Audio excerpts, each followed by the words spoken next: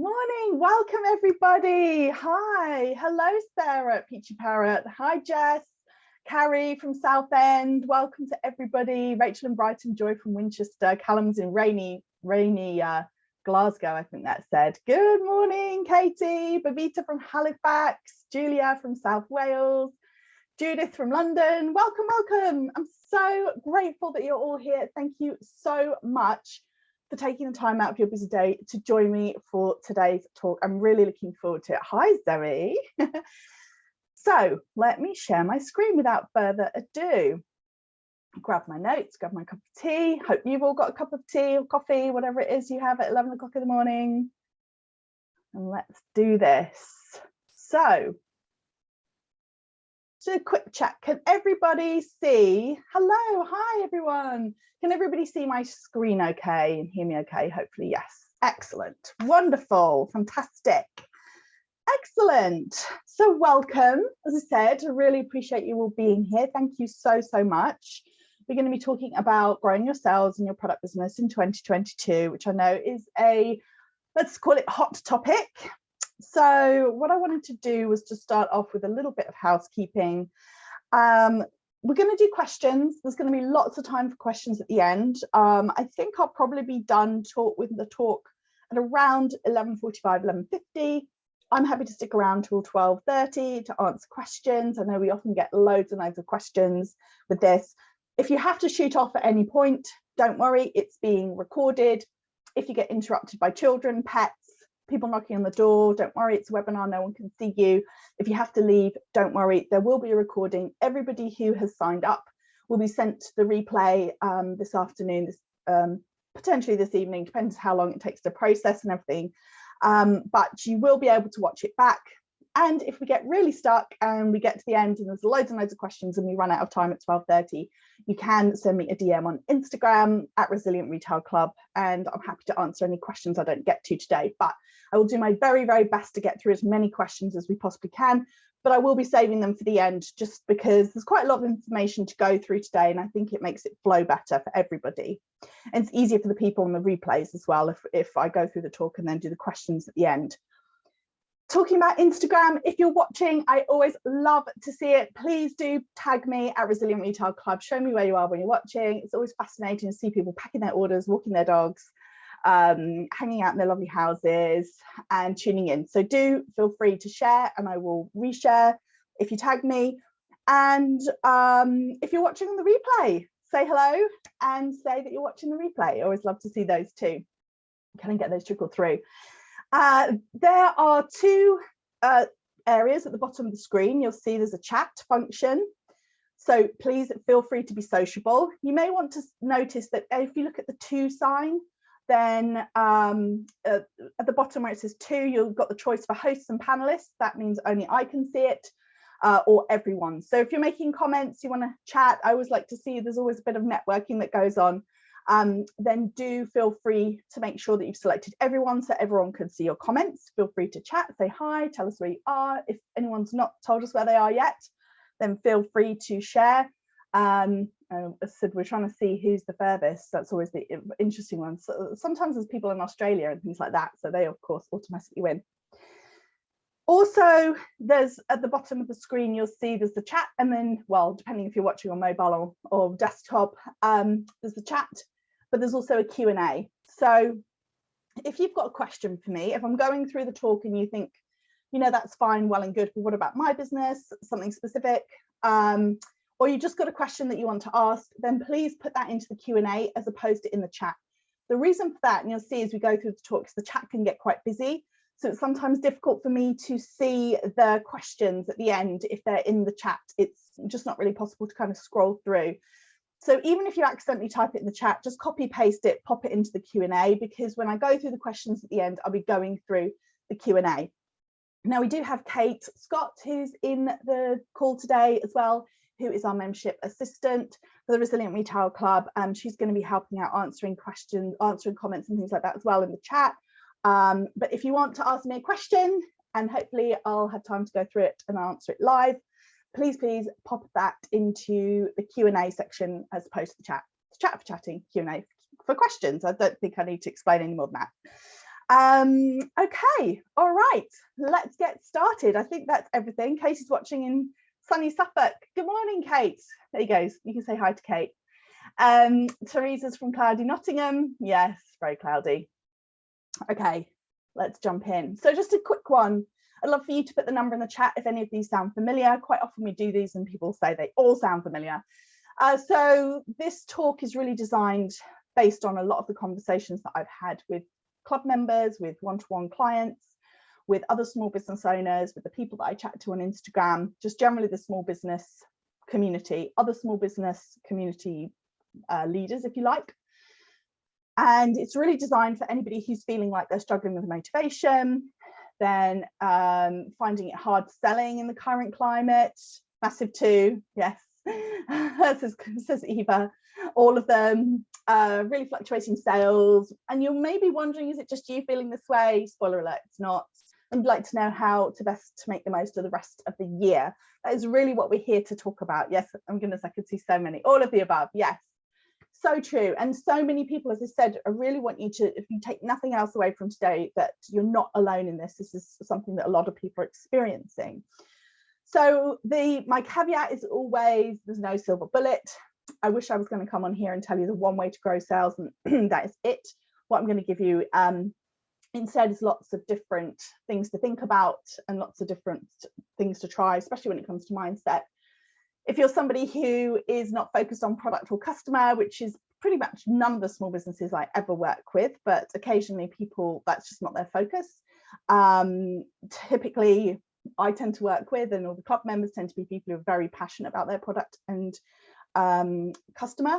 I am going to mention the membership at the end. It will be a very short description of the membership and an offer. But what you're going to get from me is about 45 to 50 minutes of the talk, and then it's about the same amount of time to answer questions. So there's going to be lots and lots of information and a very brief mention of the membership about halfway through. So who am I? I'm Catherine Eardley. If you've not met me before, thank you so much for coming. Welcome. If you have been following me for a while, thank you so much. I really appreciate you. I am a small business retail expert. This is my 22nd year in the retail industry. I spent 17 years in corporate retailers working for the likes of Paperchase, Laura Ashley, big names like that, both in the US and the UK. I think the largest budget that I managed as a senior merchandiser was £400 million. So that was controlling stock worth £400 million in big retailers. Oh, thank you, Hilary. Love my reels. Thank you. Yes. I'm very fortunate that I have tween teen children who definitely help me out with ideas. I am also a consultant. I work one-to-one with product businesses, and I'm also a mentor, and I'm also a membership host. So I call myself a small business retail expert. I'm very proud to be a Forbes contributor on the subject of starting and scaling a product business. Also very proud to be a Small Business Britain small business champion. In fact, if there's anybody who's watching from Norfolk, I'm going to be in Norwich on Friday for the Small Business Britain eBay roadshow that they're doing around the whole country. It's an amazing day out. It's completely free. So side note, if anyone's watching from Norfolk, do come along. And I have been on a number of TV and radio talking about the retail industry, specifically focusing on product businesses. And I was delighted to be named the top sales advisor on Enterprise Nation last year as well. So that is me. What we're going to be talking about today is there's really sort of three different elements here. The first thing that I'm going to do is I like to start with a kind of scene setting or an overview of what's happening in the industry. This time we've got a slight twist on it. If you've seen one of my talks before, I do them probably about every 3 months or so. But this time I want to look to explore some fact versus fiction. Talk about some common pitfalls that I've seen a lot of people falling into. And then what I really wanted to focus on today, most of the time, is 4 lessons from growing businesses, because there are businesses out there who are growing. There are businesses out there who are having their best year.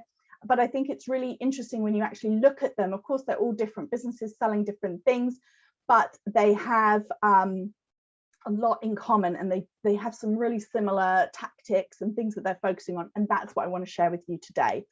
We're also going to touch on looking ahead to the rest of the year, and then we're going to do some questions. Okay, all right, let's jump in. So, fact or fiction. So as I said, what I normally do at these talks is I sort of talk about the overall retail industry. It's one of the real pluses of the work that I do with Forbes is that I get sent a lot of research, a lot of analysis as to what's going on in the industry. So I'm constantly reading, writing about what's happening in the global retail industry, which absolutely we are part of. Small businesses are part of that retail industry. If you sell products, you're part of the retail industry. In fact, I'd argue that you're the most exciting part. But what I wanted to do slightly this time is there are two main myths that I wanted to address, because when I talk to people, when I talk to, or I'm in small business space, or I'm talking to people, there's a few things that keep coming up. And one of them is fact or fiction, then no one is buying. Has anyone heard this? Has anyone heard people saying to them, no one is buying, or said it to themselves even? I'd love to know if that is something that resonates with you, that you've seen that. So is no one buying? Well, the why do we feel like this? I mean, it's completely obvious why. No, but I tell myself that. Yes, absolutely. Okay, so here's the thing. It makes total sense when you look at the news headlines, when you look at the information that what's going on, the sort of macroeconomic climate. There's an awful lot going on, which is really difficult. Inflation is at 9%. Consumer confidence I was seeing here was like the historic low. Cost of living crisis impacting all kinds of spending, but particularly food spending. And of course, there's this outlook is tricky for the year ahead. People worrying about recession, this kind of thing. So what actually, if you look at the retail sales, and I appreciate this is a lot of text, but the thing is, and the reason that I wanted to kind of have these as fact or fiction is that when you get into this sort of black and white thinking, it can be very difficult to get out of it. And of course, the answer is much more nuanced. So if you look at the May retail sales, so we obviously don't have the June sales yet because we're not yet at the end of the month. But if you look at the ONS, the Office of National Statistics, which is a really great resource if you ever want to get into the nitty gritty, the volume of sales in the quarter ending May was 2.8% lower than the same period of 2021. So this is the actual volume, so the number of sales that are happening, but it's still up on pre-pandemic levels. So retail sales from the Retail Insight Network, basically what they were saying was that the volume, so volume is cash, value is cash, so sales value grew 0.6% in May. This is the reason that the volume is down, so the number of transactions down, is obviously because everything's been getting much more expensive. So you kind of have to look at both of them. But what you're really seeing is that actually sales are month on month pretty much slightly impacted by the volume, the number of sales is slightly impacted by people spending, spending being impacted by inflation, but overall value is still slightly up because of inflation. And they specifically here call out the 2.2% growth in clothing sales in the month of May, and household goods store sales was down 2.3%. So there are declines, and clearly there are going to be declines going forward. But I think when you see that these percentages are really quite small percentages, and there's elements of them which are actually higher than pre-pandemic, it basically, if you go then say, well, nobody's spending, well, clearly people are spending, because it's not like the spending has dropped like 30-40% on previous months or previous years. It's actually still very level. So what I would suggest is, if you're telling yourself nobody's buying, or you hear people saying that, it's thinking about people are more considered, because I'm not going to sit here and say that people aren't being more considered about their purchase, because I absolutely believe that they are. Clearly, people having to spend more on things like food because of the rising costs. People are looking to cut back. There's all of the rising costs of fuel. There's everything else. It's not to say that there aren't significant impacts on people's thought-making process, but it's also not the same thing as saying that people aren't buying. People are definitely still buying. They are just being more considered. I think we are definitely seeing, and I know a lot of retail commentators have called out a drop in sort of this self-gifting, which was quite big during the pandemic, but gifting for others is still really, really significant. And that will be important when we come on to talk about Christmas towards the end of this talk, because I think Christmas is going to be even more important for a lot of businesses than it's ever been, because people will try and protect that spending despite other things getting more expensive. So another thing that I've been hearing a lot, e-commerce is dead, or online sales. A lot of people are saying online sales have dried up. And I think, again, this is in no way to undermine anybody's experience if they have seen a decrease in their online sales. But I think it's just to try and get you to move out of this sort of all or nothing thinking or these black and white statements is really what I'm trying to say. She said, having written her black and white statement in black and white, but there you go. So what is actually happening? So online sales are lower. The percentage of sales, so one of the things that I always look at is the percentage of sales as a total for the retail, of all retail sales. So we definitely are seeing those decrease compared to during the pandemics, particularly during 2020. And then I was reading, for example, some commentary on Shopify, and specifically there's worked on a few articles around iOS 14. So that's the changes to Apple, meaning that things like Facebook ads have become, or Meta ads, so Facebook and Instagram have become less effective as time has gone by. So those are definitely some things that are impacting e-commerce. Those are, clear overall shifts and things that are having an impact. However, when you look at this percentage of total sales that are happening online, in May 2022, the e-commerce made up 25.8% of total sales compared to 28% in 2021 and 32% in 2020. So yes, we have seen a decrease when you compare it to 2020 and 2021. However, when you compare that to 2019, that was at 18.8% in 2019. So pre-pandemic, May 2018, less than 20% of sales were happening online, and now we're over a quarter. So it has declined compared to the previous 2 years. But when you actually look at it, my favorite graph that some of you may have seen before, you can see that there's a clear trajectory. Pre-pandemic, there's a clear trajectory. And if you drew this line along, you can see that we're above that now. The estimates are that we're about 3 years above where we would have been if it wasn't for the pandemic when it comes to e-commerce. So again, when it's saying, sure, it's below where it were during the pandemic, but again, if you say e-commerce is dead, then personally, I prefer to think of it as e-commerce is evolving. So yes, ads are not as effective, and lots of people are having to diversify out of real heavy reliance on social media ads.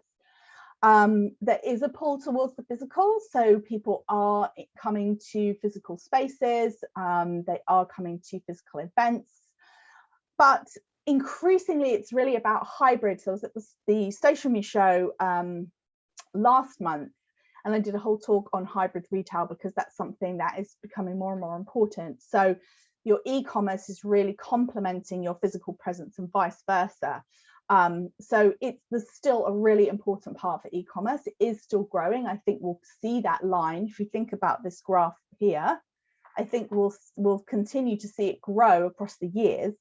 So it's just that it's evolving more than it is. Again, you can't look at that and say, that's it, it's completely done. It's just not as high as it was in 2020 and 2021.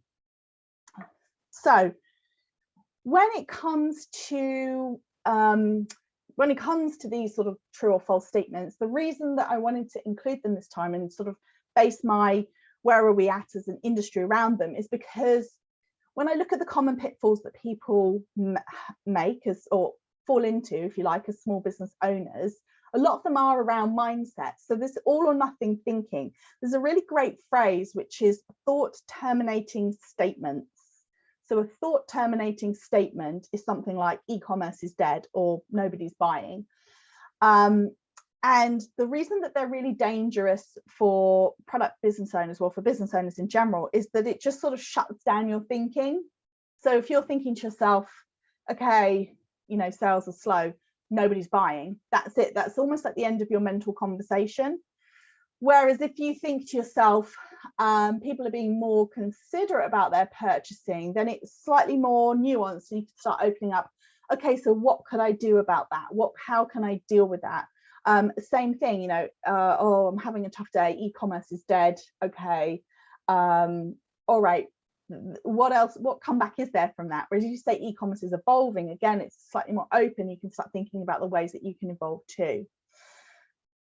The other pitfall is the over focus on factors outside your control.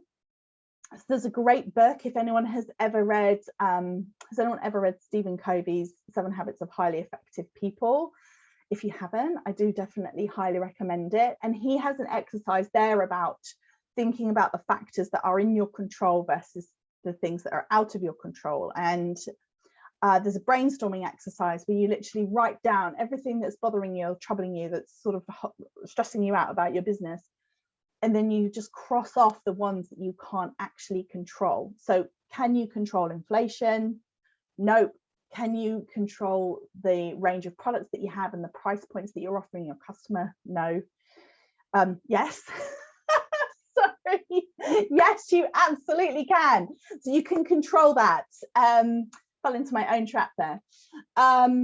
And then the same thing, if you think about, you know, can you impact consumer confidence? Well, not personally, no, not, you can't impact consumer confidence.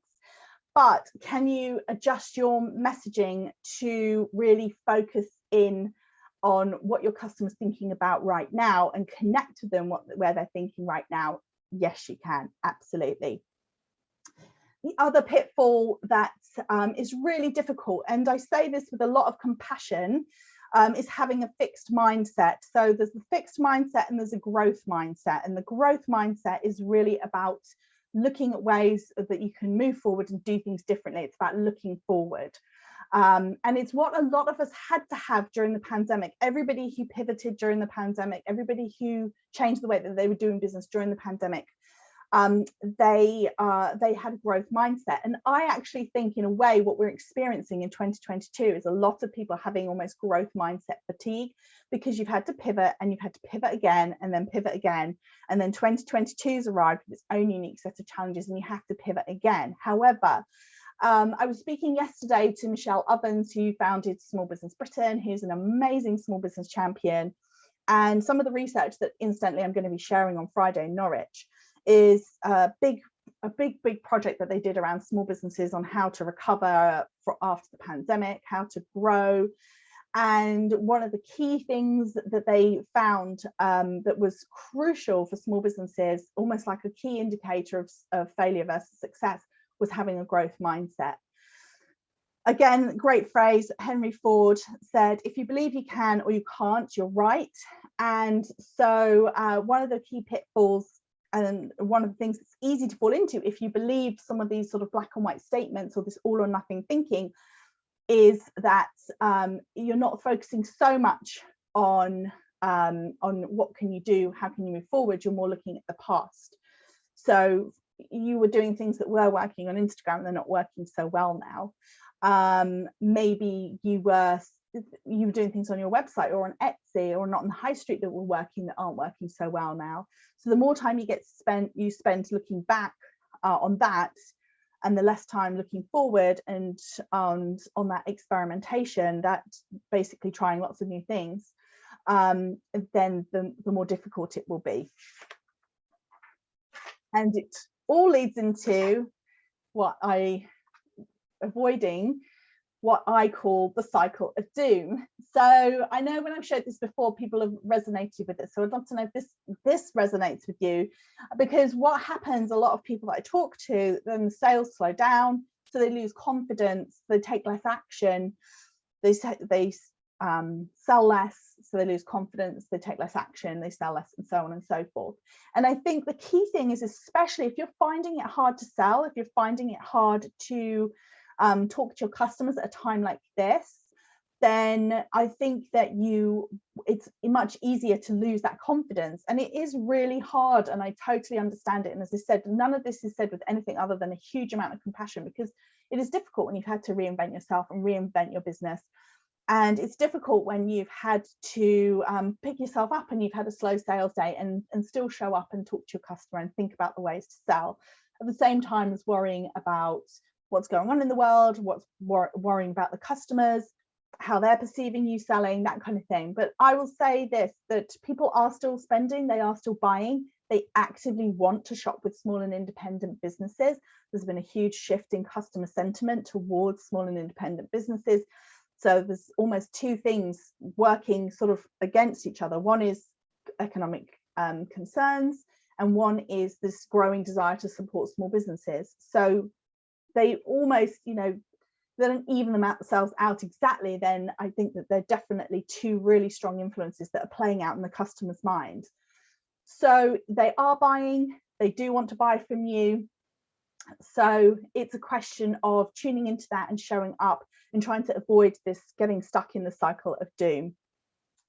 One other thing that I just wanted to say before we move on to looking at the way that businesses, you know, are thriving now, is to talk about a saying that we used to have in the retail industry when I worked in big retailers. So as I said, I spent 17 years in multi-million-pound businesses, and every Monday we would have a trading meeting, and every Monday you would have to present what had happened in your business, in your particular section of the business in the last week. So we would go through in a lot of detail by store, by product type, by department, by seasonality, look at the new launches, look at what's been working, not working, see how we were doing against forecast, against plan. And it, like clockwork, every Monday you had to do that. And I've been in the retail industry for quite some time. So, you know, I was going through, say, for example, 2008, the financial crisis, where, you know, again, had a major impact on consumer confidence. And we were never allowed, one of the kind of unwritten rules of these trading meetings was that you were never allowed to talk about the weather. So if it had been torrential rain and half the countries couldn't get out to the shops, then you weren't allowed to talk about it. If it had been a nice sunny week and people were out and about and not shopping, you weren't allowed to talk about it. And sometimes that felt very unfair, especially when the weather really had a big impact. But equally, you weren't really allowed to talk not much about outside economic conditions either, because the focus was on the things that we could control and not the things that we couldn't.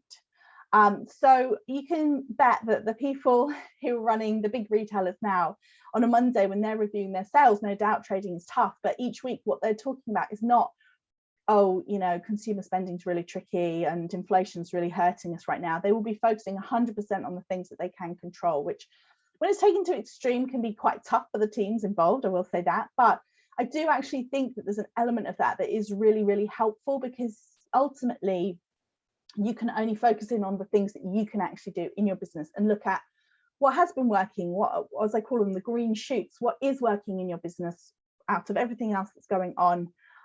Making sure that you're focusing in on that and looking ways to grow, to move forward. So moving on then,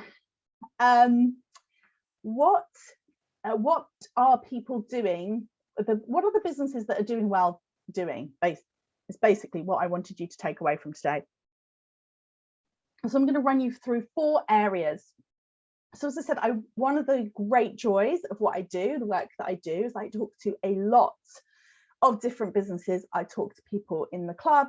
I talk to my one-to-one clients and mentees. I talk to a lot of small business owners. I do a lot of networking. I talk to lots of other people. And I've worked as well, and I've seen inside, if you like, behind the scenes of some businesses that have been doing really well. And I've seen firsthand that people are still growing their sales and are still seeing success in 2022 and even building on 2020 and 2021. And I would say that it really comes down to these 4 key areas that I think that they do particularly well. So we talk about managing mindset, experimentation, the product, and also focusing in on the customer. So mindset, I feel like I've talked about this already in quite a lot of detail, so I'm not going to go over this too much, but I will say that the people that I work with who are still growing their businesses or having their best year yet ever, or who've launched recently and are thriving, they are very mindful, if you like, of their mindset. I feel like I said mind too many times then. but they are looking for help with that. They're getting support. They're almost like prioritizing that as one of the key drivers of success for the business, which ultimately I do think it is, because your mindset as a founder is absolutely crucial to your ability to keep going forward and to keep driving the business. So whether it's a mentor, consultant, community, whether it's peers that they're relying on for support, then these people have really looked to have a positive mindset, an action focused mindset, and then also to get some support to help them to do that, because after all, we're all human. The second thing that I wanted to talk about then was experimentation. So experimentation is really, as I touched on earlier, it's the opposite of having a fixed mindset. It's really about having a growth mindset. And I also want to make it clear that some of these people who are seeing growth in 2022, some of them have had to completely rip up the blueprint for what they were doing in 2020 and 2021 and restart it for 2022, or at least take another fresh look at it. And one of the things that they've had to do is diversify. So, for example, they were heavily focused on Instagram. That was where they were driving a lot of their sales. That was where they were building their community. And then when they were doing their launches and things like that, they were predominantly focused on Instagram. They may or may not, depend. Some businesses were, some businesses weren't heavily spending on advertising to help them grow their business in previous years, and have had to scale back on that or diversify their spend to different areas, because Instagram by itself, or Instagram and Facebook advertising, has just been more difficult. So they've gone from Instagram maybe as the main focus to a whole variety of different things. And I'm not saying every single one of them is doing every single one of these things, but a lot of them are basically experimenting and saying, okay, let's try this. If Instagram is your main community focus, and that's been a main channel for a long time, it's not going to be that you're going to walk away from it, but you may slightly de-emphasize it in your time and effort that you're putting in. You may be trialing new platforms like TikTok, which at the moment probably has some of the best organic reach in terms of social media platforms. They may be experimenting with Pinterest. Google ads, for example, is something that some people have been experimenting with to kind of diversify their spend from just Facebook and Instagram ads.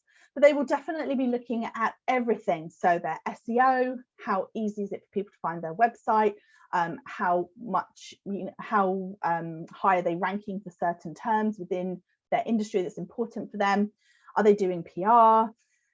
Their email marketing, this has been a huge focus for a lot of people. And to be honest, it's not unusual for me to see people who are getting up to a third or even more of their sales just from their email marketing, because they put a really strong focus on it. And then influencers as well, looking at ways that they can work with content creators, influencers, in either a gifting or a paid format. But again, like it's a question of diversifying. And it's not to say that people here, there is a blueprint. It's not to say like if you go from the left hand side of the screen to the right hand side, that all of a sudden it's going to make everything work or be perfect.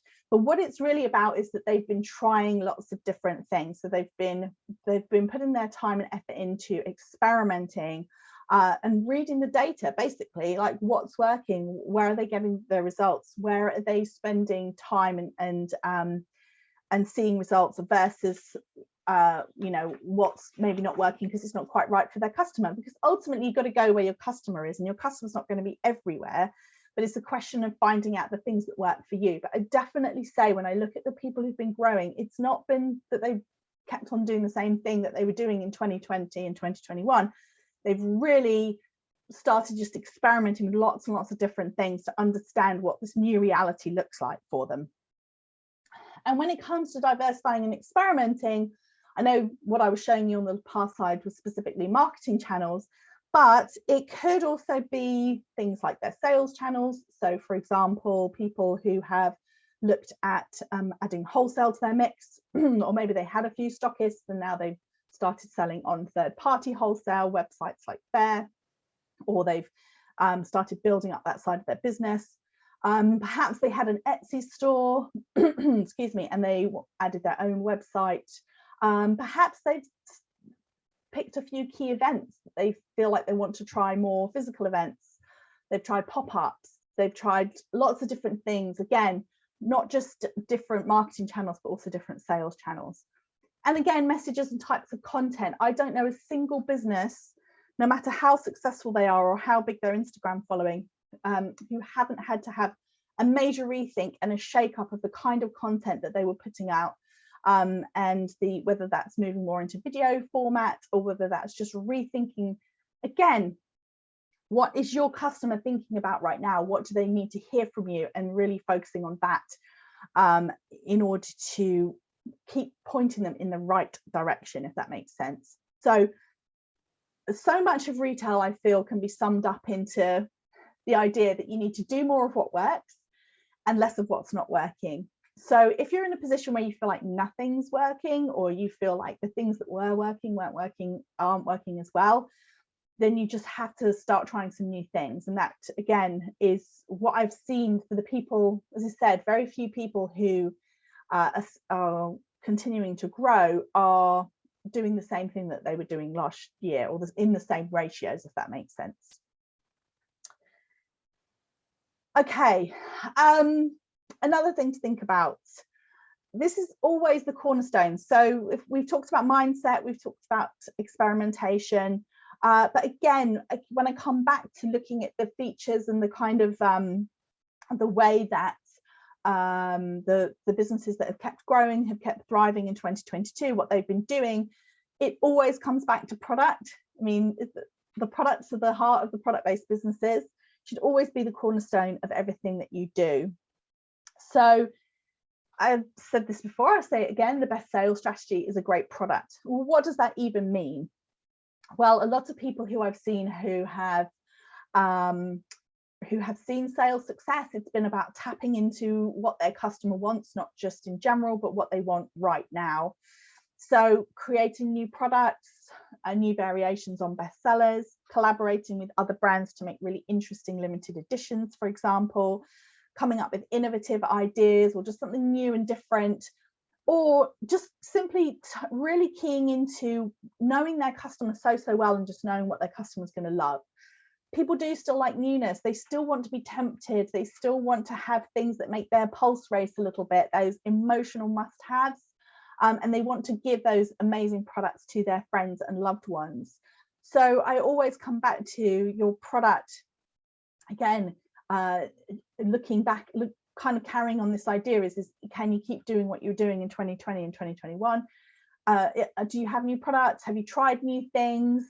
In what way can you just keep experimenting? And again, this also goes back to this experimentation. That can also be true of products. Big businesses spend a lot of time and effort on trial programs. And of course, it's easier to do when you've got the kind of capacity to buy trial quantities and to just see what happens. But I think that the key thing is that big retailers know that they've constantly got to be moving forward and constantly got to be developing new things almost in order to stand still.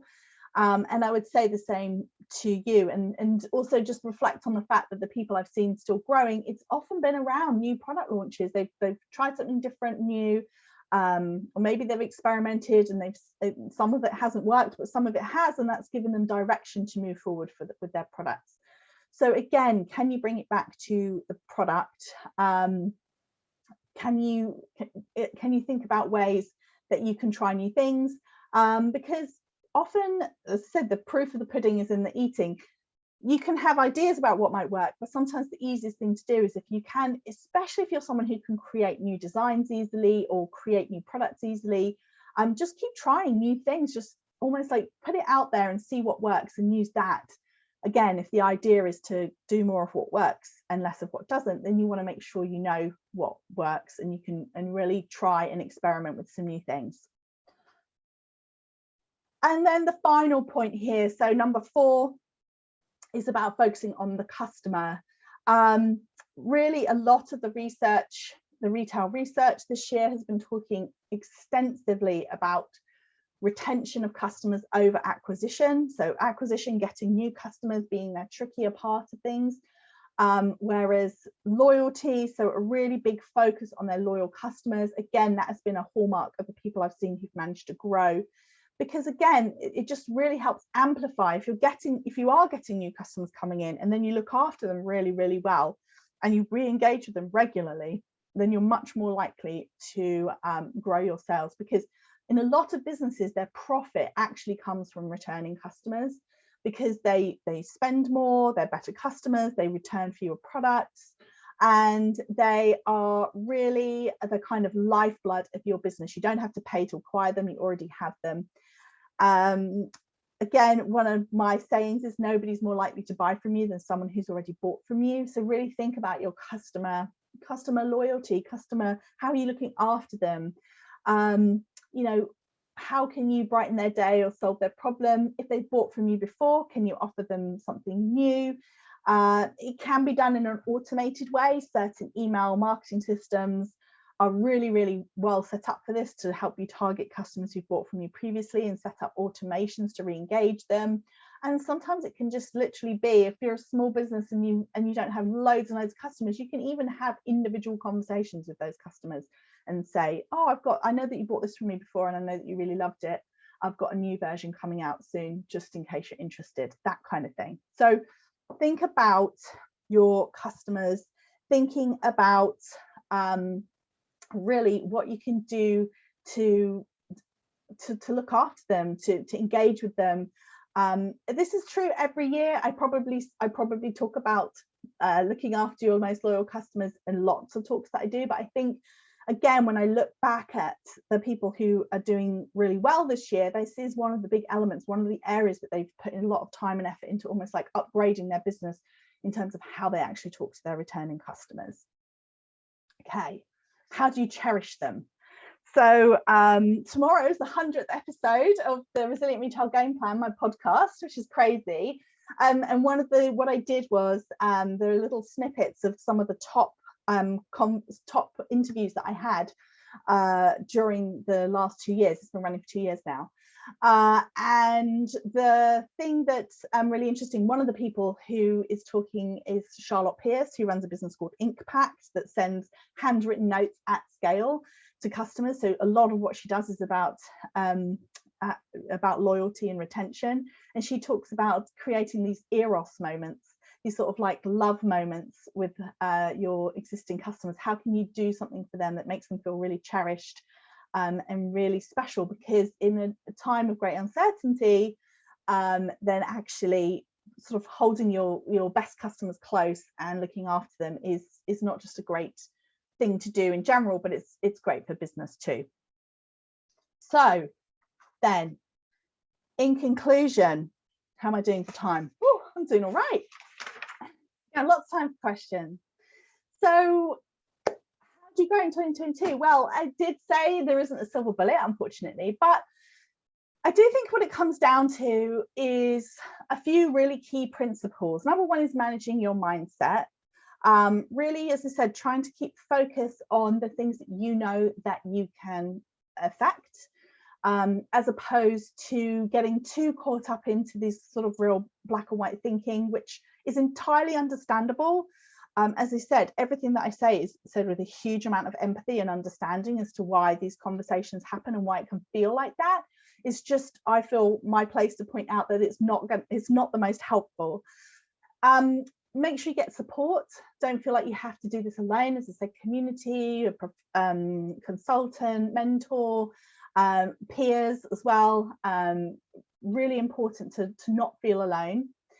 Experiment, try new things. And again, I do appreciate that this is hard, and you may be listening to this talk and thinking, well, that's great, Catherine, but I've got so much to do on my to-do list. How on earth am I going to start experimenting? But I think this is where it's a good idea to almost sit down and go, okay, well, you know, how can I carve out a bit of time to just try some new things? How can I maybe spend slightly less time doing something that isn't working as well, and put that time and effort into just trying something new? Put the product first, always product first. Is your product as good as it can be? And by good, I mean right for your ideal customer. The best products are the products that sell. So what can you do? Just again, experiment, keep moving forward there, but always ask yourself, is this the best product for my ideal customer? And then focusing on your customers, the people who've already bought from you, make sure you're cherishing them, looking at ways that you can reward them, engage them. You know, really make them feel special, really do what small businesses do so well, which is personal touch, and what a lot of big businesses really would love to be able to do in the way that small businesses can do. And then have a clear plan to help you maximize the second half. As I said, I touched on Christmas, but I do think Christmas is so important this year. It's even more important than it already is, which is already very, very important. It's not uncommon for a small business with a focus on product that's giftable, which is a lot of small businesses, because their products are generally lovely and beautiful and special. It's not unusual for them to be taking over 50% of their annual sales in the 6 weeks in the run up to Christmas. That is definitely not unusual. So that is the size of the opportunity. And so the summer is a really great time for you to think about that. It's a really great time for you to start planning what are your key products for Christmas. What do you really need to be thinking about? What are you going to base all of your marketing around? Have you got enough of those products? Do you need to order more or make more during the quieter summertime? Can you plan out your entire fourth quarter in terms of your marketing messaging?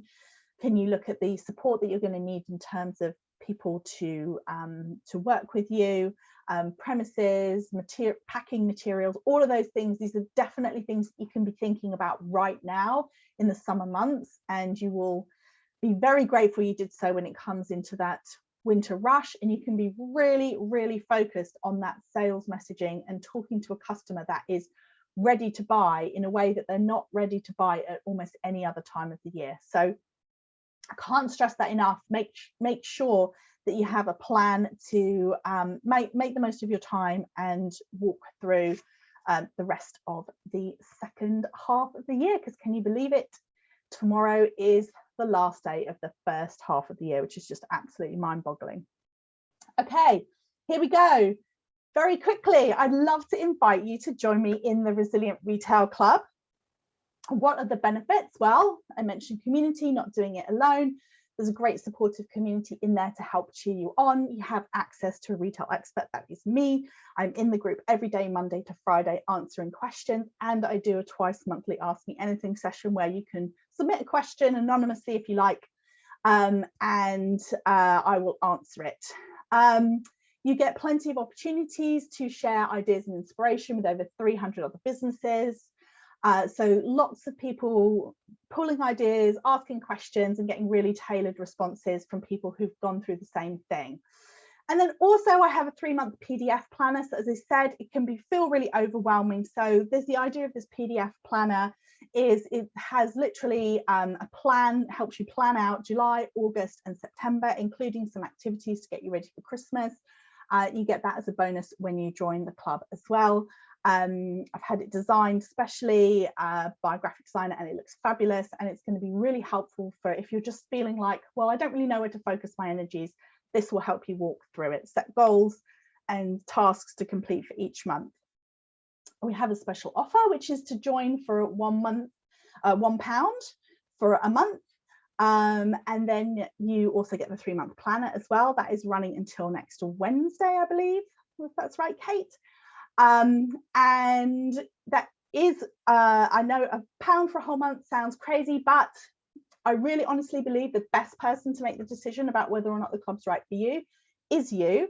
So I would love to invite you to take us up on that £1 trial and to at least see if it fits with you, if you get the support and the community that you need to help you stay positive, stay focused in the year ahead. So it's £1 for the first month, and then it's £32 a month after that. There is no minimum sign up, and you can cancel at any time. You get a full library of courses. I think we have at least 72 hours of workshops, courses, classes on everything from getting into wholesale to running a sale to launching, plus a whole host of expert masterclasses. We had one just recently on IP, how to protect your intellectual property. We've also had workshops on TikTok, workshops on getting your products into the Christmas press, all kinds of different things, as well as a serious library of courses covering all aspects of growing a product business. We have 4 live sessions a month, so that's 2 Ask Me Anything sessions. We also have a planning session once a month to allow you to look back at the month gone by and plan for the month ahead, which is really helpful, as well as the opportunity to talk to other small business owners in breakout groups. And we have one workshop a month with either myself or an expert on some aspect of growing your product business. And of course, the supportive community, which personally is the thing that I'm the most proud of, because I think it's a really positive, supportive place to be. And I love to see how the members give each other so much support. Okay, said no minimum sign up, no questions asked, easy cancellation. You can go to resilientretailclub.com. I believe Kate's going to put the link in the chat as well, and I'll send it out afterwards with the replay. And now we're on to any questions. So what time do we have? I am bang on time. Okay, let's go. How to get out of the feeling, hi Shruti. So I'm going to answer this now. How to get out of a feeling of guilt of selling stuff that is a luxury item when there is so much going on with conflict, cost of living crisis, etc. That is a great question, Shruti. And there's a few things I'd like to say about that. The first thing is to say that people do still buy luxuries. They buy luxuries during all kinds of times. They buy luxuries for lots of different reasons. So they may buy them to support their loved ones. They may to gift their loved ones something beautiful and special. They may buy them for themselves as a treat to cheer themselves up.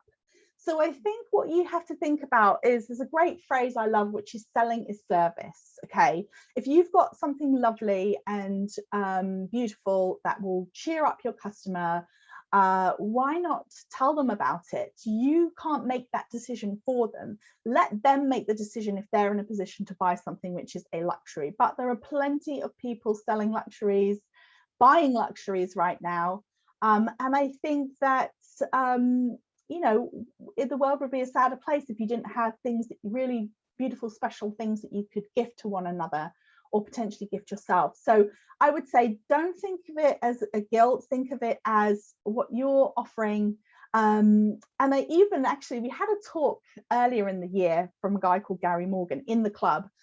If there's any club members watching, that's in the course portal, the replay. But he said, you know, if you're an ethical, his view of it, which I thought was quite interesting take, was if you're an ethical, well-run business that will take care of your customers, then you owe it to them to offer them the solution that you have to their problem and let them make the decision. So I think definitely think of it as that, coming from a place of service. You're offering them something special that they, you know, it may make their day, maybe it'll make their week, to buy something lovely and to gift it to a loved one or to gift it to themselves. So it's not like you're making them do it. Nobody's making anybody do anything. You're just telling them about your lovely products, and let them make the decision. Don't make the decision for them, because if you don't show up and you don't talk about it, then you're making that decision for them. Whereas this is about putting yourself out there, talking about it, explaining why it's special and lovely and unique, and then let them make the decision. Serena, hello. Serena has a question. Would you mind repeating the book that you recommend? Yes, the book is The 7 Habits of Highly Effective People, and it's written by Stephen R. Covey. I believe it's Stephen, letter R, Covey, C-O-V-E-Y. It's a classic. It's a really good, I mean, well, most classics are, that's why they're classics, right? But it's a great, yeah, it's a really great book when it comes to helping you focus on what you can influence. It talks about your sphere of influence and your sphere of concern. I think it's something like that. So it's like what you can actually do versus what you can't control.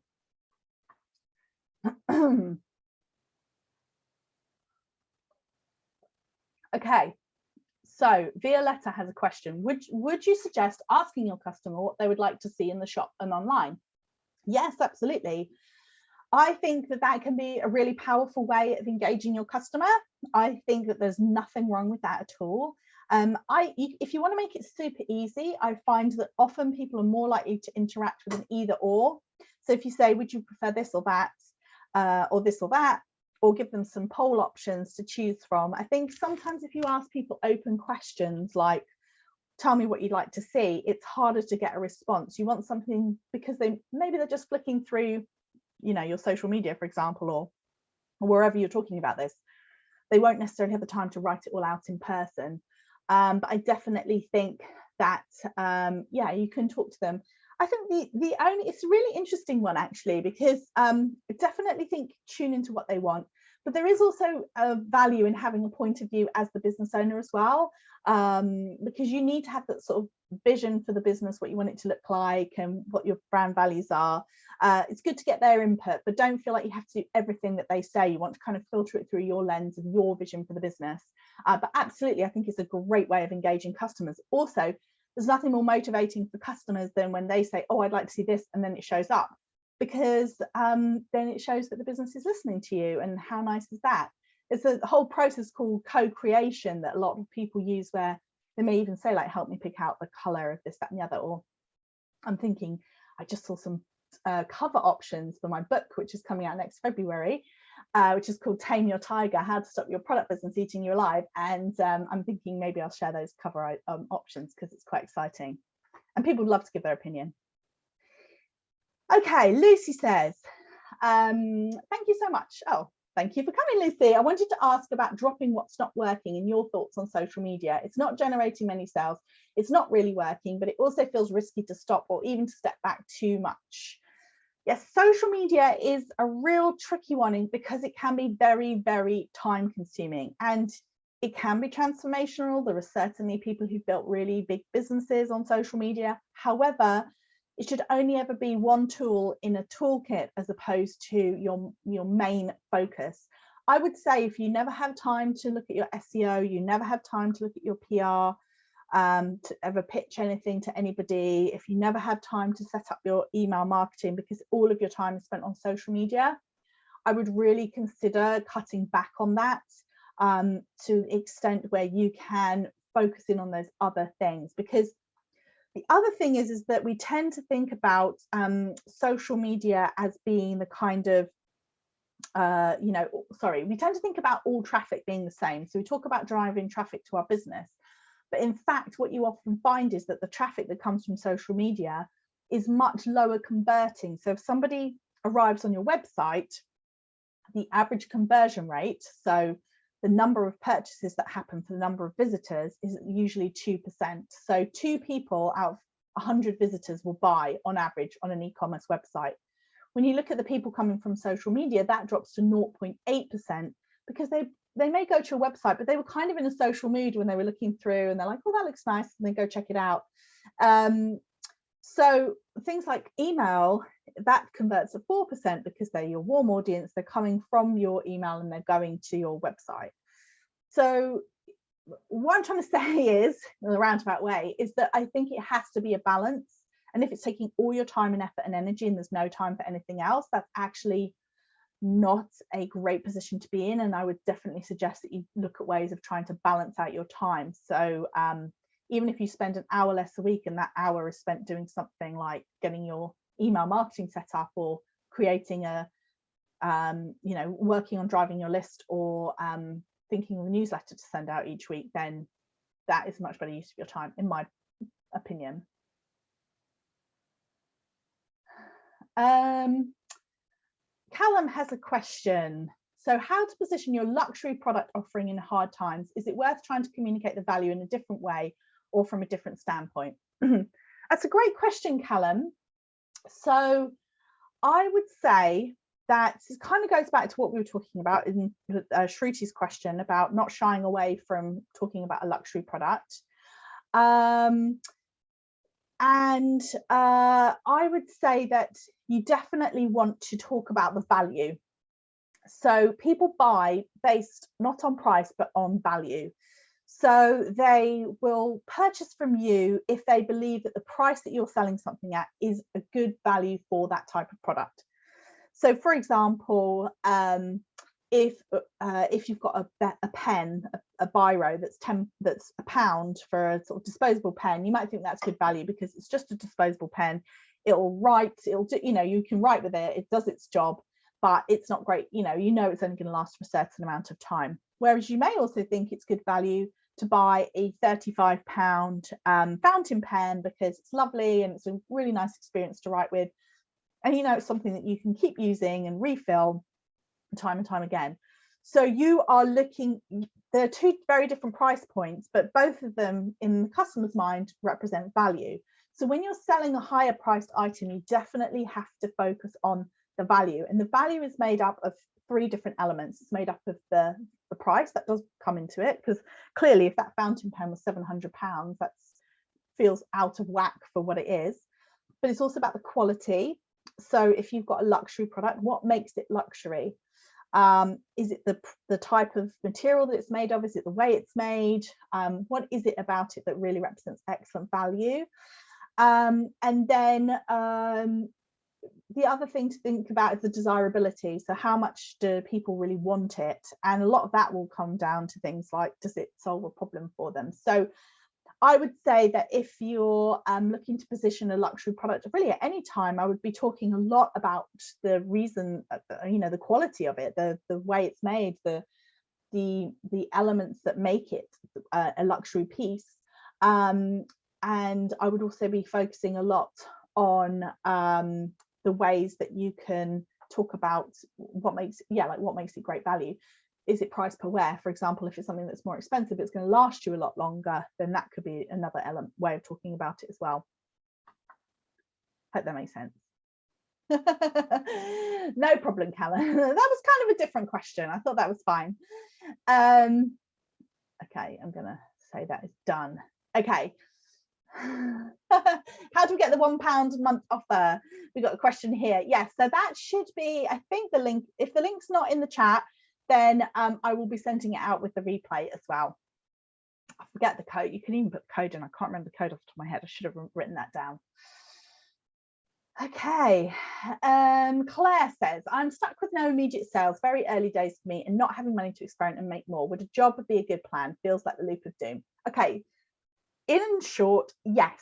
I personally think, and this is totally just my personal opinion, and I know not everyone shares it, but this is just the way that I look at these things. I think it's very difficult because I've had a lot of conversations with people who get into the situation where they're trying to be financially dependent on their business and the business isn't quite ready yet. And unfortunately, one of the most, the least sexy truths about running a business is that one of the most important ingredients is time. Not that many people talk about this, but it's true. If you keep doing what you're doing, in a year's time, you're going to be much further forward. You'll have a bigger audience, more people will know who you are. You'll have built up that all-important connection with your audience. People will know what you do and will be, you'll just be that much further along. And you can't shortcut that. I have seen people who've started from nothing and they've just thrown money at the problem. They've maybe paid for loads of ads or this kind of thing to try and build it up quickly. And to be honest, it's been a real struggle for them too, because that bit you can't really short circuit. And if somebody has figured out a way of short circuiting it, I'd be very interested to see it. But my personal experience working with hundreds of businesses, it's very hard to just kind of jump forward and, to jump yourself forward. Therefore, if you're in a position where you need to support yourself financially and the choices are you put all this pressure on your business when actually what your business needs is time to develop, it can be a very, very stressful place to be in, like very stressful. And I think that the small business, the sort of like the ideal almost is like to live off your business. But a lot of people have other forms of income, whether it's a job, whether it's they're able to freelance in other elements to help support them as they're building up their business. Then I think that to be honest, I personally think we should normalize that, because it just puts undue pressure on people to think that, oh, I can start my business and immediately start supporting myself from it, which to be honest, I've not seen, very, very rarely seen that happen. So if it gives you headspace and it makes you feel calmer, it's very hard to be creative and experimental when you're absolutely freaked out and very, very stressed about money all the time. So those would be my thoughts on it. Okay, Sarah, my question. fantastic talk. Thank you. Thank you for coming. I feel I know my customer and imagine they're very much like me, but I'm having doubts lately and wondered if you had any advice on how to narrow down the customer avatar, as for example, their age range seems to vary a lot for me. That's a really great question, Sarah. So I think there's two different types of customer avatar. There is one which is very demographic based. So if anyone's not familiar with the idea of a customer avatar, it's a semi-fictionalized representation of your ideal customer. Many years ago, I went for an interview at the White Stuff, the clothing company. I don't know if you guys are familiar with it. And they had this thing where they would make their like a Hello magazine article about their ideal customer. So they would have like, this is Jenny, she works in the city, and then they would interview this fictional person. So it really helps them, and they had like 3 or 4 different kinds, and it really helped them hone in. So that's your kind of demographic, if you like. So that's looking at the customer. By the way, I know it's past 12 o'clock, so as I said, if anyone has to go, this will be recorded, but I'm happy to keep going with the question. So that is a very demographic based customer avatar. So that's like, her name's Jenny, she lives in a commuter town, she has a husband and a poodle and 2 children, that kind of thing. And then there's also another one that works for some businesses really well, especially, you know, if you market, for example, to new mums, then that may be really helpful to kind of hone it in like that. Some people, though, it's about a like an interest-based avatar. So for that person, that works particularly well for example, zero waste shops. So there are people who you know, it's really to do their interests. So their interest is in eco-friendly products, so they know that their customer's going to want to hear about plastic alternatives or natural cleaning products or whatever it may be. And it may be that actually spans quite a wide demographic, but there's a very narrow, clearly defined interest avatar. So I would suggest that if you feel like it's really not fitting into that demographic piece, which doesn't for everybody, for example, I know a brand where it's like, it's women of different ages, but they all what kind of unites them is this desire to not fit in, to be unconventional or non-conformist, and almost like once they've clued into that, the age of the person is less important than the interest. So I would say if you're really struggling with the demographic, maybe think about interest, see if that would work. Okay, Rachel says, Instagram has disabled our account for reasons unknown to us, and our sales have dwindled to almost nothing. We have followed all the steps suggested by Instagram and tried to resolve this with Meta, but we have not once had a reply from them. We've contacted all sorts of Meta senior staff on LinkedIn or by DM, but nobody ever responds. So upsetting to think that we have lost our account and almost 10,000 followers, and I can't bear the thought of spending another 2 years rebuilding it. Any suggestions? Rachel, that is really heartbreaking, and I'm really sorry to hear that. I wish that you were the first person I had heard who'd said that, but you're not by a long shot. I really think that this, I mean, certainly it's like one of those absolutely gut-wrenching, heartbreaking moments when you're just basically have it shoved in your face that Instagram doesn't, you know, your Instagram following doesn't belong to you. I have seen people, I certainly know people who have rebuilt it. I don't know if anybody follows Emma from Bowtie UK, who does scrunchies. She had to completely redo her Instagram, similar story, similar size. And one of the things that helped her was basically going out to the community and asking people to support and to share and to kind of almost like, you know, help them out to rebuild it. But again, I would say that I'm definitely focusing on, do you know, how many people's email address do you have? Can you talk to your email list? Can you get them to help you rebuild it? And then, yeah, go from there. But I really feel for you. You're not alone. Unfortunately, I don't know how a lot of people just never get in touch with them, which is really heartbreaking, but unfortunately a fact of life. Wonderful. Okay, We have Anonymous. We're based in a beautiful location and have a gorgeous little shop, although there are other businesses next to us. Our landlords do nothing to help advertise the location. Is there anything that you could suggest to get more customers to our location? Oh, that's really frustrating. I think that, I don't know if you already do any direct marketing, leafleting, so sometimes like the old school can work. So really sort of getting out there to the local area. I definitely suggest local press. I definitely think that if you look, there's loads of places that you can go to find out what journalists are talking about. So for example, there's a Facebook group called Lightbulb PR, Lightbulb, so if I said that very clearly. It's about £5 a month to be in it. If anyone joins it, tell them I sent them, because I feel like I refer a lot of people there. In it, there's basically, the only people who are in it are journalists and small businesses, and lots of journalists do want to talk to bricks and mortar stores. There's lots of, every time there's a conversation about the high street, about physical retail, then somebody out there is looking to talk to local retailers. I know people who were on the front page of the BBC business section for a long time, talking about their business. So I definitely think you could do local PR, and even, yeah, like the local newspapers as well.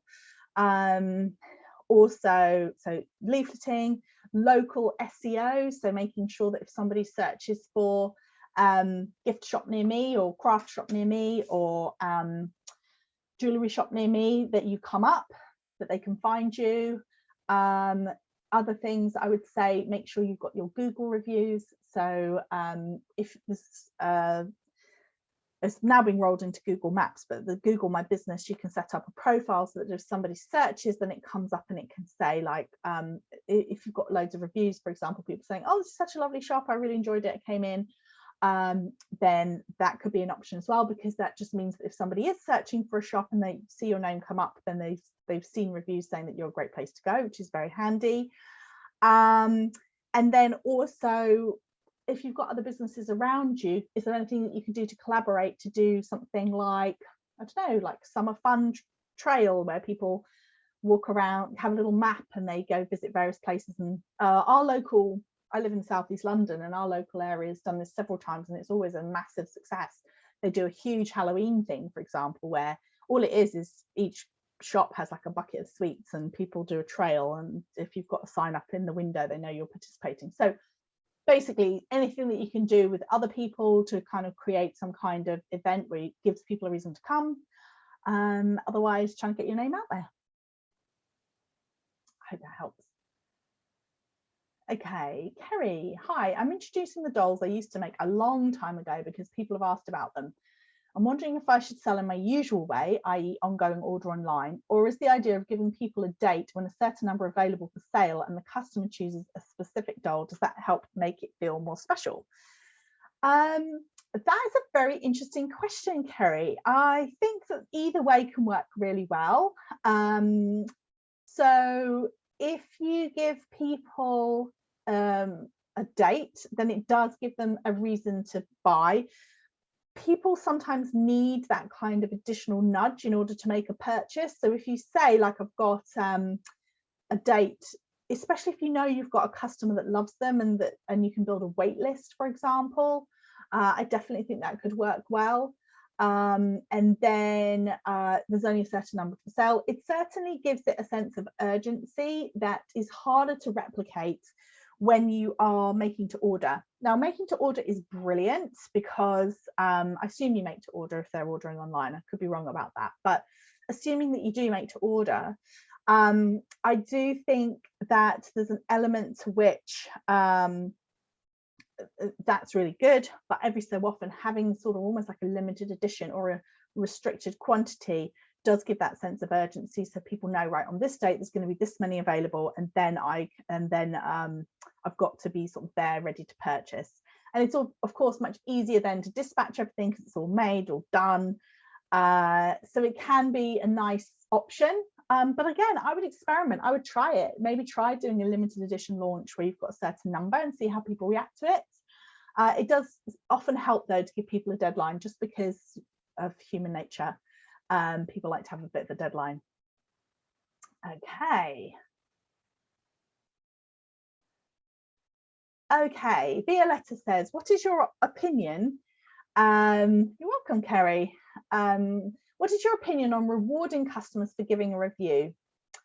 We run jewellery workshops and we ask people to complete a feedback form, and we consistently get 5 stars. However, our customers don't then go on and give a Google review. I wonder, do you get them to do it while they are there?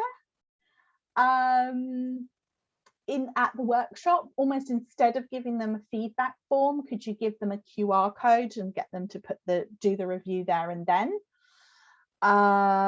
Because almost like if they're sitting there and they've got a couple of minutes before the end and they can just do it quickly, then that might be better than trying to get them to do it following up. Yeah, it's an interesting one about rewarding them. And I think, I'm trying to think, is there any legality around it? I'm pretty sure you're fine. Like if people submit a review and you could offer them like a small discount or something like that. But I wonder if it's just a question of getting them in the moment, like while they're actually at the workshop, could they do a quick review for you?